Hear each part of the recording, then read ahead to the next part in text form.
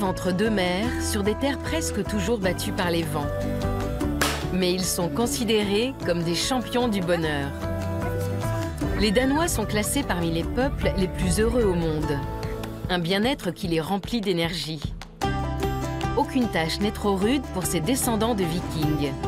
Et le plus bel itinéraire touristique du pays nous conduit à travers d'impressionnants paysages.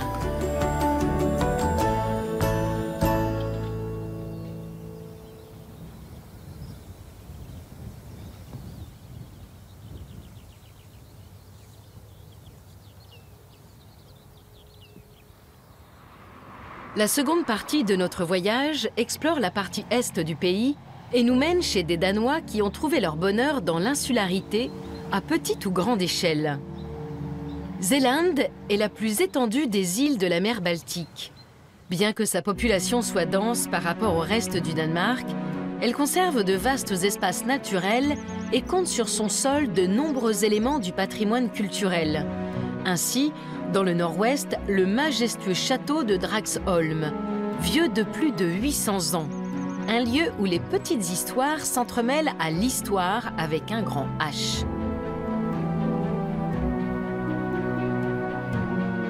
Claus Henriksen y a découvert un cadre idéal pour lui-même et pour la nouvelle cuisine nordique dont il est l'ambassadeur. Ses créations font uniquement appel à des produits danois. Je cueille du chou maritime. C'est un aliment léger, tendre et goûteux. Il faut le consommer le jour même. Si on le mangeait demain, il aurait déjà une petite amertume. C'est le genre de produit qu'il faut servir tout de suite. Ces récoltes font partie de ce que j'aime le plus. Il faut sortir, descendre à la plage. Du coup, on voit la mer et toute cette nature. C'est extraordinaire.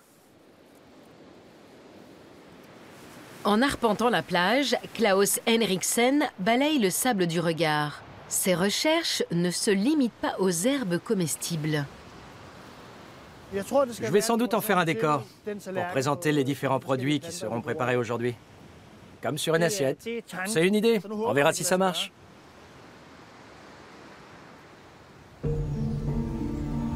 Une légende court ici depuis le XVIe siècle. Le château serait hanté par le spectre d'une jeune femme emmurée vivante dans un cachot au fond de la tour. L'auteur du forfait serait son père. La belle aurait enfreint la bienséance en tombant enceinte des œuvres d'un palefrenier. En 1910, des ouvriers ont découvert un squelette derrière une cloison. Depuis ce jour, bon nombre de ces Danois modernes, pourtant connus pour leur esprit terre-à-terre, sont à leur tour hantés par le fantôme. J'ai toujours été sympa avec les fantômes de cette maison. Je mets des bières à leur disposition, par-ci par-là. Un peu de bouillie ou différentes choses comme on le fait chez nous à Noël. Alors ils ne m'embêtent pas. Mais plusieurs cuisiniers m'ont laissé tomber parce qu'ils n'arrivaient pas à dormir. Ils avaient peur. Ils croyaient voir passer des gens derrière les fenêtres. Moi aussi, j'ai un peu la trouille. Mais si on ne les dérange pas, ils nous laissent tranquilles. Revenons-en à l'art culinaire. Claus Henriksen commence par s'attaquer aux morceaux de planche trouvés sur la plage. Je vais l'utiliser pour présenter mon plat. Et pour ça, il faut être absolument sûr qu'il ne reste aucune bactérie. Ce que je veux obtenir, c'est une assiette sur le thème de la plage, composée sur un morceau de bois flotté, avec de la cervelle d'agneau et différentes herbes du bord de mer, légèrement sautées. Quelque chose d'original, mais avec un caractère très nature, comme toujours. L'assiette est prête, reste à la remplir. Tous les végétaux utilisés par Claus Henriksen ne poussent pas sur la côte. Il va aussi se servir dans un potager d'herbes aromatiques aménagé dans l'enceinte du château.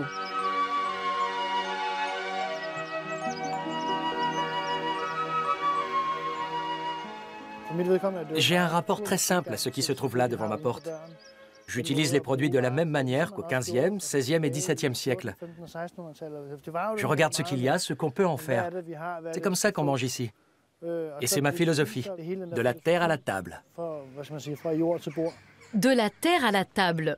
Le principe ne concerne bien entendu que les herbes et les légumes. Quant à la cervelle d'agneau, elle est livrée par un éleveur bio de la région. Pour moi, réussir, c'est faire plaisir à nos convives. Leur faire apprécier le type de cuisine qu'on fait ici. c'est ce qui compte le plus à mes yeux. C'est bien plus important que d'être classé meilleur cuisinier du monde pour ceci ou cela. Je n'aurais rien à y gagner. Je suis content de voir une salle de restaurant pleine de gens qui ont le sourire. Ça me réjouit. C'est ce qui me donne envie de me remettre au travail jour après jour et d'y passer autant de temps. Scorsonner blanchi sur cervelle d'agneau aux herbes locales. Un festin typique de la maison Claus Henriksen. Je me vois très bien vieillir ici, c'est l'endroit idéal. Pour se débarrasser de moi en cuisine, il faudra me tirer par les pieds. Nous quittons le château de Dragsholm. La route longe la Baltique et traverse l'une des régions les plus fertiles du Danemark. C'est sans doute ici, dans le nord-est de Zeeland, que les terres cultivables sont les plus riches. Nous nous dirigeons vers une longue pointe, la presqu'île de Zeeland-Ode. Anders Önberg Eriksen a grandi ici. En 2007, il a pu acheter quelques terres sur un versant en pente douce. Il s'apprête à tailler ses vignes et explique la marche à suivre à ses deux filles, Mathilda et Clara. Là, j'en compte 2. Là, il y en a une double, elle pourra rester. 2, 4, 5, 6. Sur toute cette longueur, on n'a que 6 pouces. Donc, il en faudrait 3 ou 4 de plus par ici. Anders a réussi à intéresser ses filles à la production viticole. C'est très agréable d'avoir mes filles avec moi dans les vignes. Déjà pour le plaisir de leur compagnie, plus on est ensemble, mieux c'est. Et puis elles m'aident. On bavarde, elles aiment bien être dehors. Qu'elles aient envie de passer toute une journée avec leur père, à leur âge, c'est loin d'être évident. Mais ici, en plein air, elles peuvent bouger, s'amuser et parfois même se faire un peu d'argent de poche. Malgré l'ampleur de la tâche, le jeu garde ses droits. Pour Anders aussi, c'est important. Mais il veille toujours à ce que ses filles apprennent quelque chose. Il faut qu'elles comprennent pourquoi il n'hésite jamais à se rendre dans son vignoble, dès que le travail l'appelle. Ces terres se trouvent à 40 km du domicile familial. Chaque trajet doit donc se justifier. Il y a eu des périodes où il passait un temps fou ici. On se disait que c'était pas très malin, mais maintenant on voit ce qu'il en a fait. On voit le résultat? Oui. On peut lui accorder ça, parce que ce projet, il y a mis tellement d'amour et passé tellement d'heures que ça vaut forcément la peine. On trouve ça très agréable de l'aider et même rigolo. Et je sais pas, mais ça se pourrait qu'il s'attende à nous voir reprendre l'activité un jour. Anders enseigne à l'École nationale d'agronomie. Son approche de la viticulture remonte à un stage chez un vigneron allemand. Au début, il ne voulait pas entrer en compétition avec les vignobles des bords de la Moselle, du Rhin ou du Main. Le coup d'envoi n'est venu que lorsque d'autres pionniers danois ont entrepris des expériences sur de nouveaux cépages.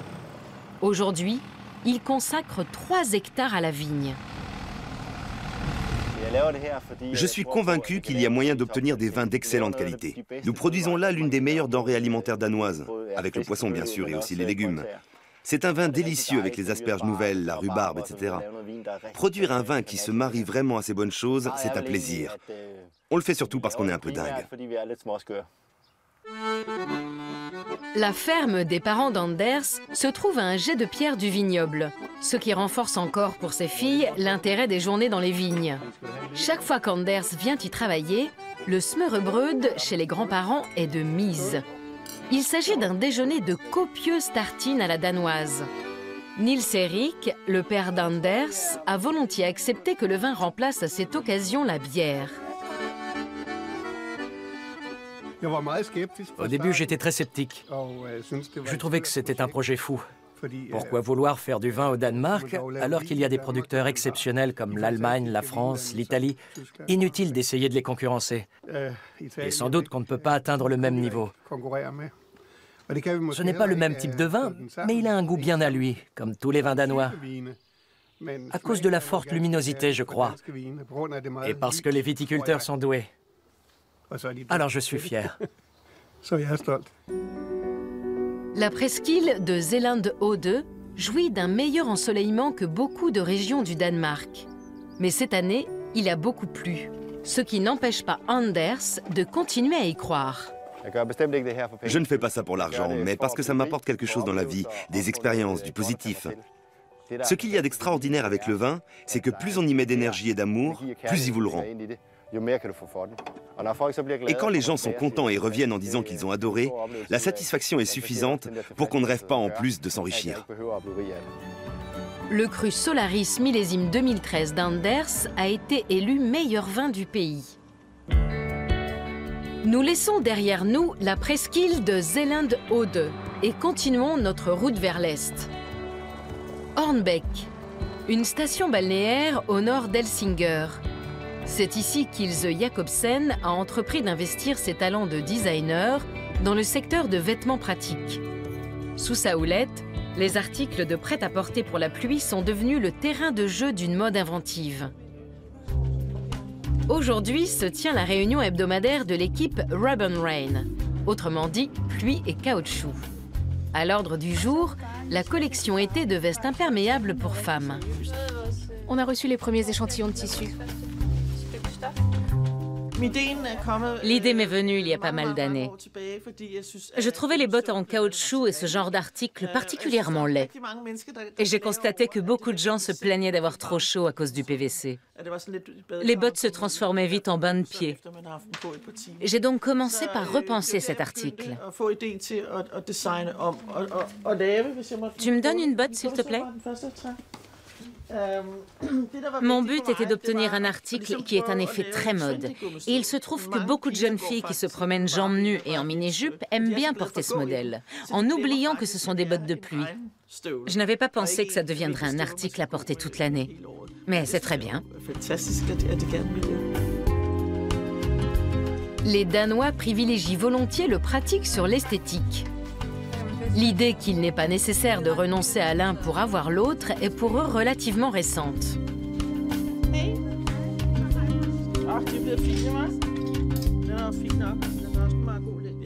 Hier, j'étais dans un endroit plein de jeunes et je vois venir vers moi une jeune fille qui me dit « Regardez, Ilse, je porte votre robe ». Elle était toute contente. Alors moi, ça me rend fière. Que les gens aiment ce qu'on fait, c'est vraiment la plus belle des récompenses. Universum est le nom de son groupe qui comprend des boutiques de fleuristes, une ligne de cosmétiques et un restaurant avec spa. Sitôt dit, sitôt fait. C'est comme ça que j'aurais dû appeler ma société. Parce que quand je me mets au travail, c'est toujours ma première intuition qui se révèle la bonne. Parfois, j'arrête d'écouter les avis des autres. Non pas que je sois infaillible, mais en général, la meilleure chose à faire quand j'ai une idée, c'est de m'y tenir. Chez moi, la force créatrice naît d'une volonté claire. Ça ne fait aucun doute. Aujourd'hui, la confiance d'Ilse Jacobsen en ses propres intuitions est suffisante pour vaincre les doutes. Elle apprécie d'être celle dont on sollicite les conseils.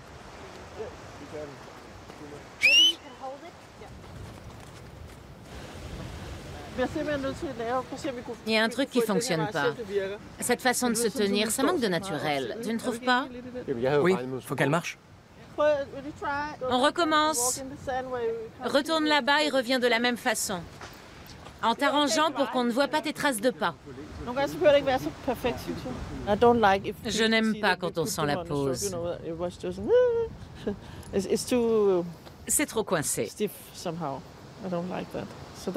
On va essayer autre chose. Tourne sur toi-même.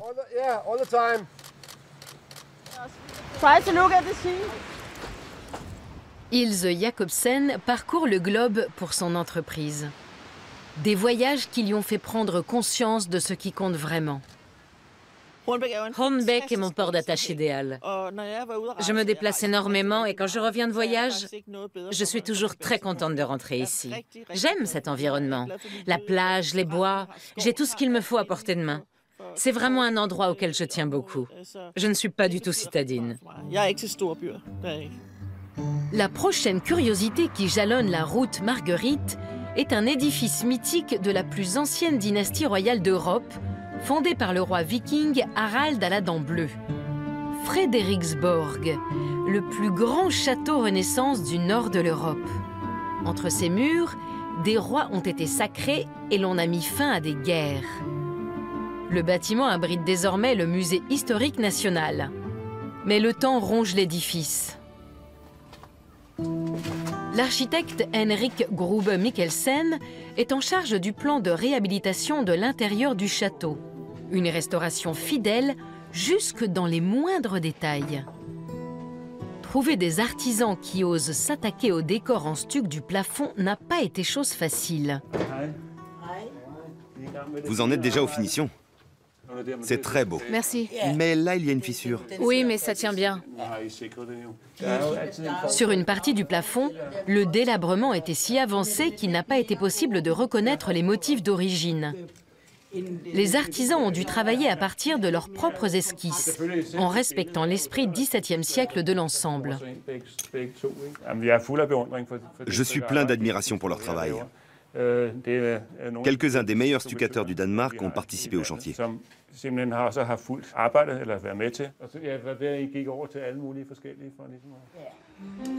Le château de Frederiksborg est édifié sur un ensemble de 3 îles. La dégradation ne s'est pas limitée aux couloirs. Une aile entière du bâtiment devra être restaurée. Notamment la magnifique salle des audiences, située à l'étage inférieur, qui nécessite de toute urgence une rénovation approfondie. Son achèvement date de l'époque du baroque flamboyant. Cette pièce retrouvera entièrement son aspect d'origine. Voilà ce que ça donnera.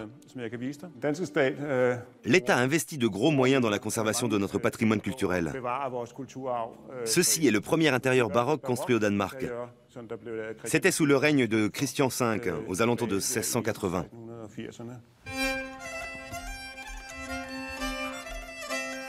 La restauration de plafonds en stuc est un travail exigeant sur le plan physique. Ninette Igholm est l'une des seules femmes stucatrices du Danemark. Je trouve que d'un point de vue culturel, c'est important de conserver tout ça. Et puis, un projet aussi vaste, c'est rare. Pouvoir mettre le nez dans l'histoire de cette manière, avoir l'opportunité de travailler sur un bâtiment vieux de 300 ans, c'est passionnant. Les Danois ont une réelle affection pour leur famille royale et assurer une commande pour la couronne relève d'un honneur suprême. Quand tout sera fini, que la reine Margrethe viendra pour l'inauguration et coupera le ruban, ce sera forcément un moment extraordinaire. On ne pourra pas s'empêcher d'être un peu fier d'avoir participé à tout ce processus.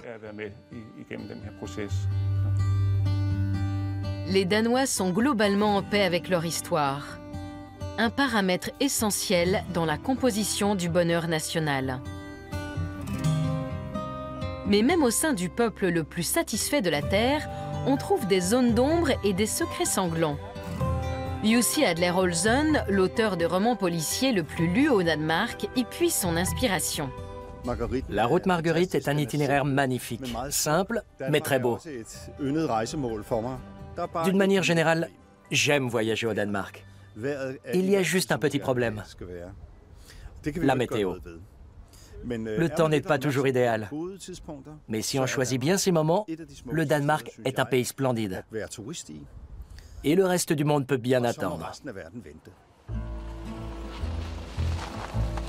Sa série policière, qui met en scène un service spécialisé dans la réouverture des affaires de meurtre classées sans suite, est parue dans une 40aine de pays.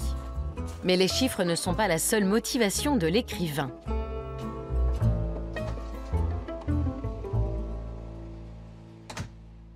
C'est fascinant que mes livres trouvent autant de lecteurs. Ce n'était pas prévu.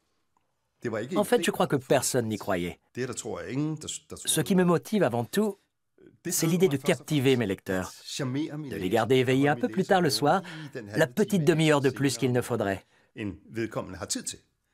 Savoir que quelqu'un s'est levé complètement claqué, avec 3 heures de sommeil en moins, parce que j'ai réussi à le retenir dans mon univers, c'est une grande satisfaction. C'est ça le plus important. Quand il travaille, Jussi Adler-Olsen a certains rituels. Cultivant ses 65 ans, il utilise exclusivement un clavier et un traitement de texte suranné. Les musiques qu'il écoute en écrivant sont presque toujours les mêmes.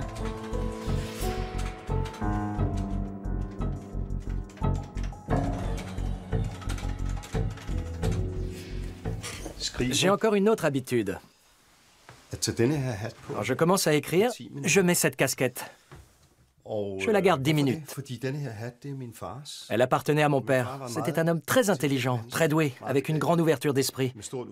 Ça me donne l'impression d'être un peu dans sa tête pendant quelques instants. Jussi Adler-Olsen a publié son premier thriller à 47 ans, après avoir exercé les métiers les plus divers. Vivre de sa plume est pour lui un aboutissement. D'abord et avant tout, c'est une immense liberté. Pouvoir rester en pyjama et écrire des trucs exotiques, quel que soit l'endroit où on se trouve. Pouvoir faire ce dont on a envie sans que personne vous donne des directives. Ou peut-être aussi un peu au début, mais pas là où j'en suis maintenant. À mon stade, on décide soi-même de ce qu'on fait. Évidemment, l'inconvénient, c'est qu'on finit par avoir mal aux fesses à force d'être assis. Quant à cette fameuse propension au bonheur, il ne l'attribue pas au caractère de ses compatriotes, mais à des éléments extérieurs. Ce pourrait être le cas de n'importe quel autre peuple, pourvu qu'une condition essentielle soit remplie. Ce qui fait le bonheur des Danois, c'est qu'ils sont Danois. En Scandinavie, d'une manière générale, et dans une petite poignée d'autres pays dans le monde, cela tient au fait que la société a évolué sur une longue période de manière homogène, dans l'ordre et la paix. Nos premières lois sociales ont été adoptées en 1933, et jusqu'à un certain point, nous nous en sommes tenus à ces textes. Il en découle un sentiment de stabilité. Et la stabilité, c'est le bonheur. Jussi Adler-Olsen ne vit jamais longtemps au même endroit. Si une maison lui plaît, il l'achète, la refait à son idée, y emménage, puis la revend. Pour que j'aie envie de m'installer dans une ville, en plus d'un côté un peu provincial, il y a 3 choses qui me sont indispensables. Un stand de hot-dog, un stade pour que mon fils puisse jouer au foot et un cinéma. Le stand de hot-dog a disparu, mais en contrepartie, on a un théâtre. Et pour moi, ça compte aussi. La zone littorale au nord de Copenhague est surnommée la Côte d'Azur danoise. Nous suivons toujours la route Marguerite, jusqu'à cette métropole du vélo qu'est la capitale du Danemark.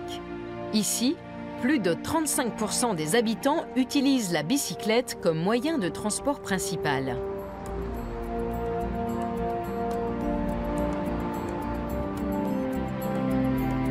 À Copenhague sont réunis l'histoire du pays, son art, sa culture et son mode de vie moderne. Et la proverbiale douceur de vivre n'est pas uniquement perceptible sur les quais du nouveau port. Au Danemark, l'usage des vélos cargo relève d'une longue tradition. Mais sur le plan technique, beaucoup de ces véhicules en sont restés aux années 70. 3 designers industriels ont décidé de s'atteler au problème et ont fondé une manufacture de cycles. Ils vont nous envoyer leur offre directement.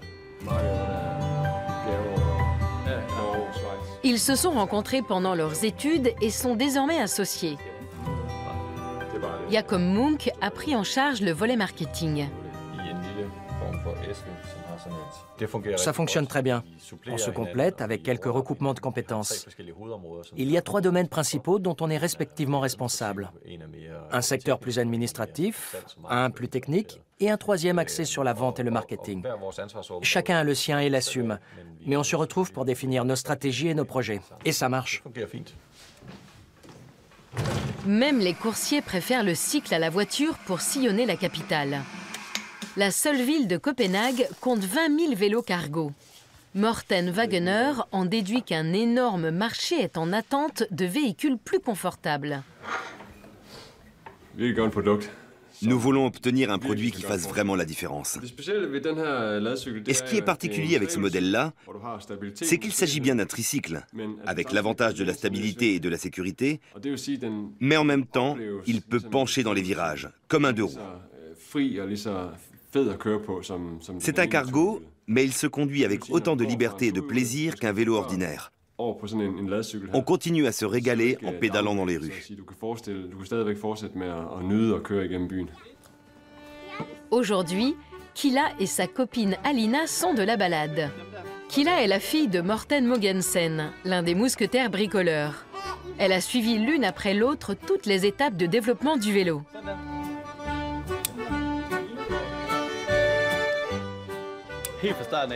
C'est très important d'envoyer les bons signaux dès le début, en montrant qu'on teste le véhicule avec ses propres enfants et qu'on croit aux produits qu'on a fabriqués. Et puis, ça leur a beaucoup plu. Elles se sont bien amusées. Morten Wagener essaie un nouveau dérailleur, réclamé par des clients qui ont à franchir des côtes avec une assistance électrique. Les bricoleurs de génie ne sont pas encore certains que leur variante high-tech fasse un tabac. D'autant qu'à plus de 5 000 €, son prix est presque celui d'une petite voiture. Mais la peur de l'échec ne les taraude pas.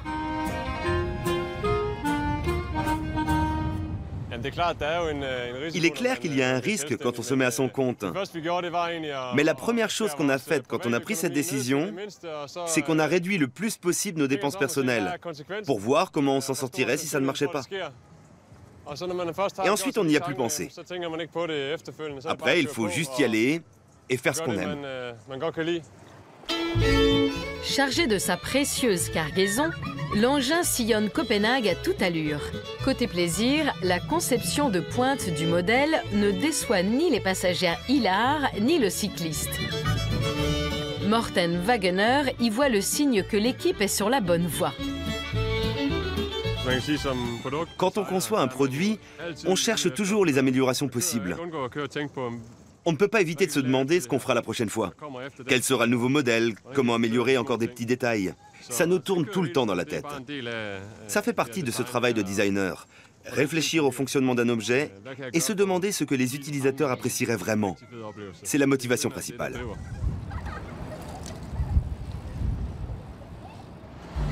Notre route reprend la direction du sud, traverse une région peu industrialisée, émaillée de petites villes et emprunte le célèbre pont de la reine Alexandra.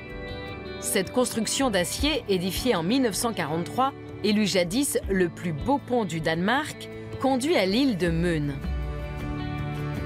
Les fameuses falaises de craie surmontées de forêts de hêtres dominent la Baltique de plus d'une centaine de mètres et se devinent à une bonne distance.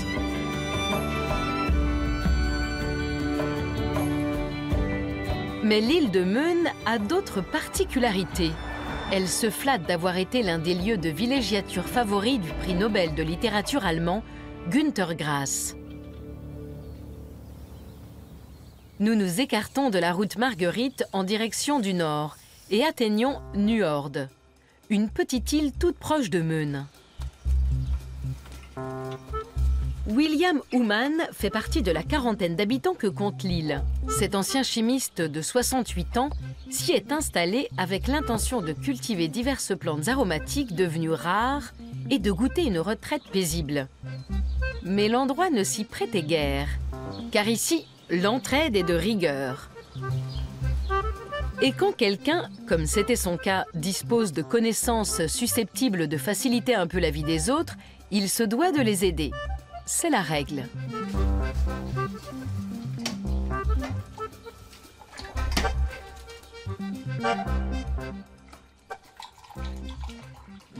L'idée de me lancer là-dedans m'est venue quand je me suis retrouvé au chômage. Ça collait bien avec ma formation.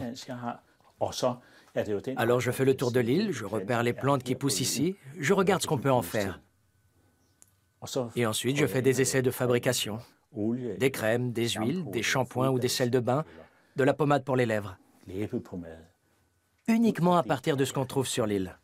Autrefois, il produisait des matières synthétiques industrielles. Aujourd'hui, il mise sur les pouvoirs de la nature. Là, je prépare une huile. Je n'aurais jamais cru que je ferais ça un jour. C'est comme si j'y voyais plus clair aujourd'hui. C'est la vie. En tout cas, je suis encore capable de faire tout ça. Et je le ferai aussi longtemps que j'en aurai envie. C'est parfait.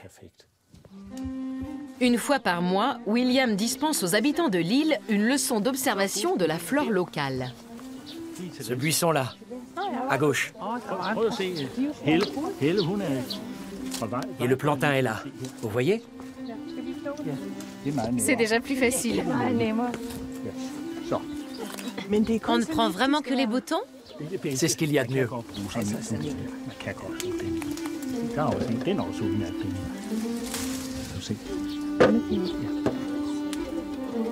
Surtout, N'hésitez pas à faire des essais, recommande William à ses élèves. Un conseil qu'elles acceptent volontiers. Seul tabou, les plantes qu'il sait toxiques. Une vieille recette contre les coliques.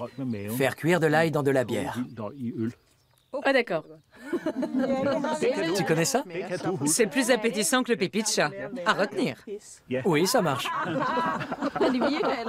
Et on n'en meurt pas.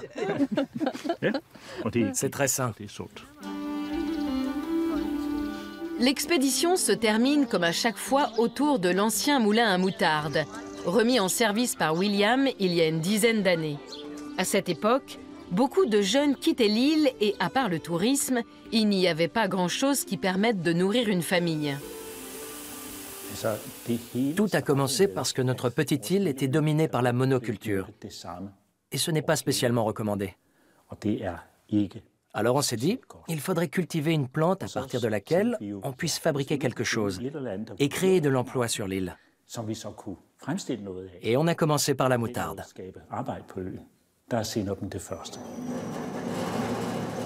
La moutarde est mélangée à différentes herbes selon les saisons. L'initiative est un succès.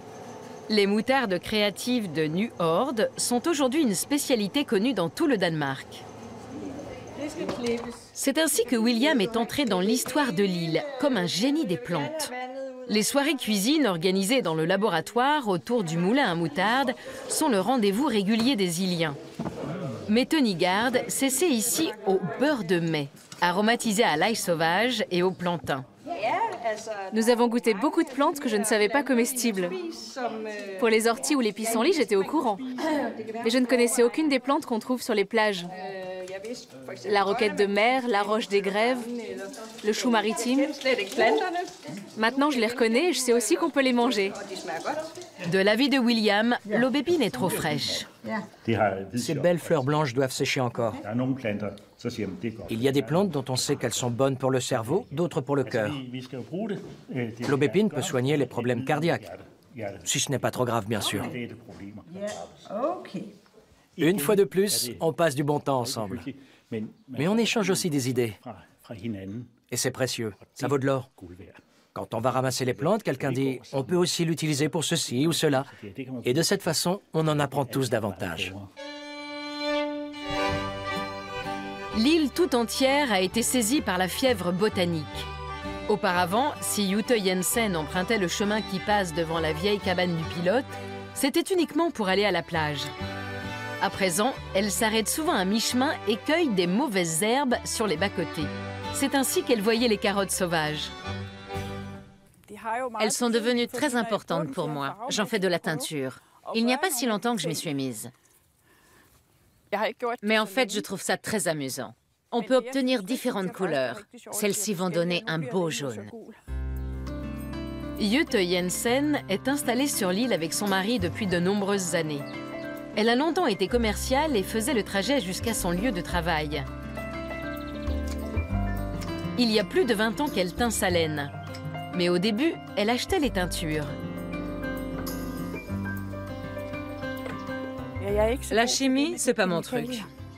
J'aime pas ça.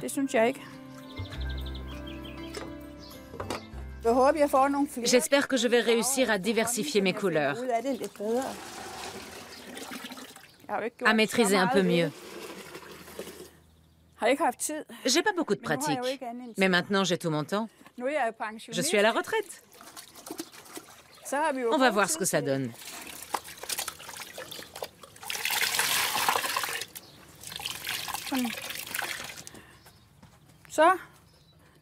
J'espère juste que les hirondelles ne vont pas les salir.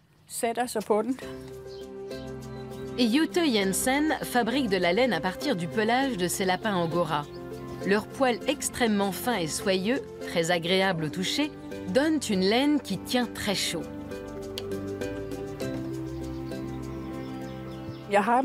Celui-ci avait été offert à ma nièce, mais elle ne pouvait pas le garder chez elle, alors elle me l'a donné.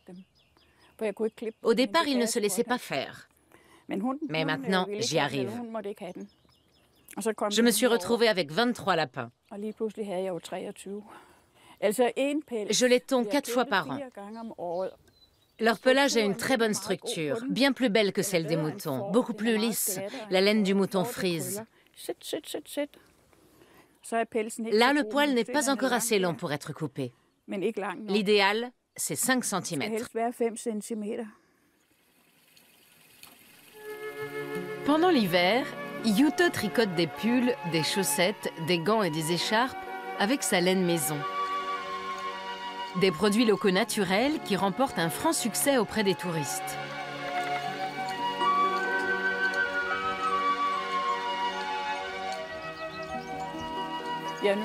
J'aime bien faire ça. Si je n'y avais pas été obligée, je n'aurais jamais travaillé de ma vie. J'aurais juste fait ce genre de choses. C'est ce que j'aime. Heureusement, il y a la retraite. Les gens disent que plus rien ne presse. Mais c'est le contraire. Je n'ai jamais eu autant à faire. La boutique de Jute Jensen est au bout du village. William Human fait partie de ses clients et de ses fournisseurs.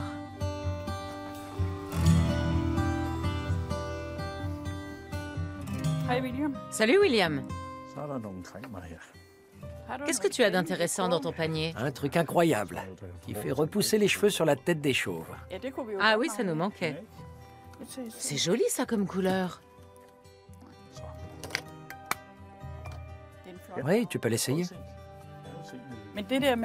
Dis-moi le shampoing. Tu pourrais le tester, non?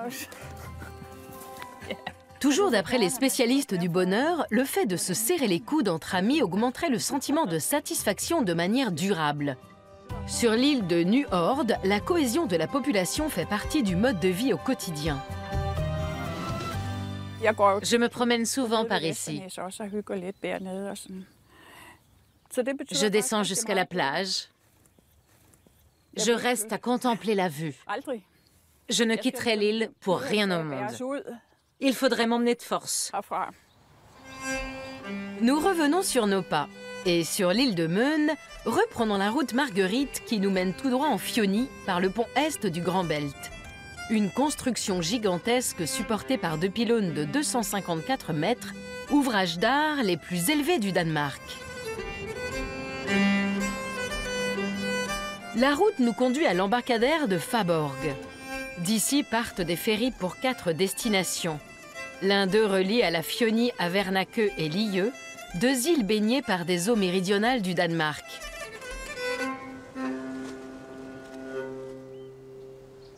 Vernakeu compte aujourd'hui 127 habitants à l'année. Gitte Sørensen s'est installé ici il y a 5 ans. Pour vivre sur l'île, il faut être riche ou avoir des idées à revendre. Gitte Sørensen exerce plusieurs métiers en parallèle.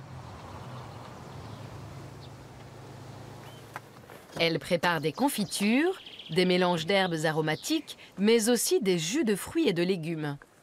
Ces produits sont proposés à la vente sous un abri en bois, à proximité du port de Plaisance, une boutique sans surveillance, dont la caisse est accessible à toute heure du jour et de la nuit.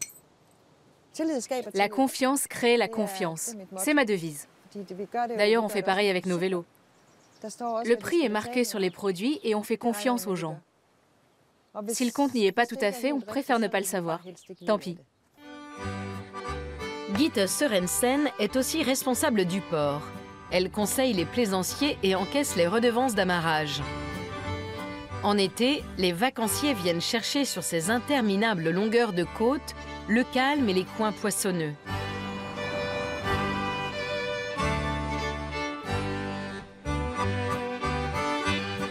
Il y a quelques années, Gitte Sørensen a racheté l'ancienne école de Lille pour la transformer en chambre d'hôte. À la prestation Bed and Breakfast est venu s'ajouter un petit parc animalier. L'attraction compte 200 chèvres, une troupe de canards, des poules et des lapins ainsi que 2 alpagas. Il y a même un bouc mohair qu'il faut tondre 2 fois par an. Pour un seul animal, inutile d'investir dans une tondeuse électrique. Au moment de son arrivée sur l'île, Gitte avait 50 ans et ses 2 filles venaient d'entrer dans l'âge adulte. J'étais à un tournant de mon existence. Il fallait que je vive autre chose. J'ai commencé par emménager à Avernakø. Ensuite, j'ai quitté mon travail d'infirmière et je me suis dit, je pourrais me construire une petite vie où je réunirais tout ce qui me plaît.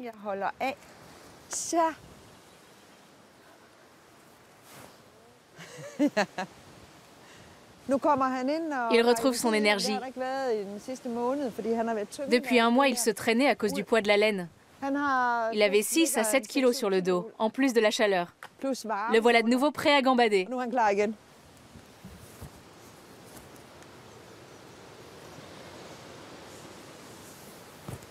Le mari de Gitte est né à Avernakø. Désormais, elle aussi se sent chez elle sur l'île. En trouvant ses racines, Gitte s'est assigné une nouvelle tâche, tirer parti de tout ce que produisent ces animaux. Elle estime qu'elle le leur doit bien.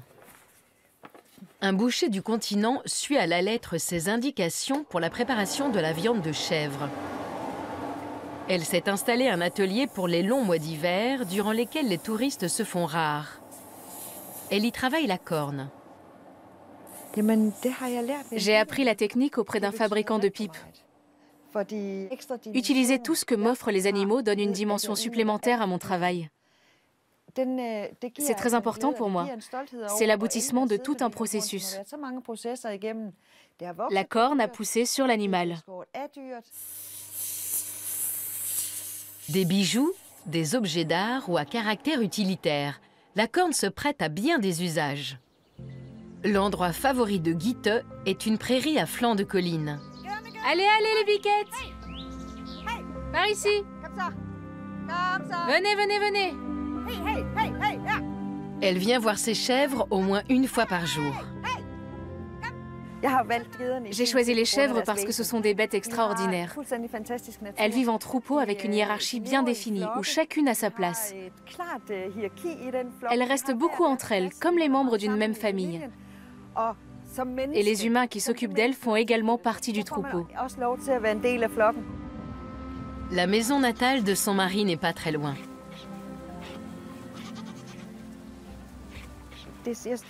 Pour moi, ici, c'est le cœur de l'île. Tout y est réuni. Mes bêtes, mon potager, la mer et la plage. C'est merveilleux. Et puis, il y a ce sentiment très particulier. L'impression que sur ces petites îles, il n'y a qu'à aller sur la côte pour que le temps s'arrête. Les Danois et la mer, l'union parfaite.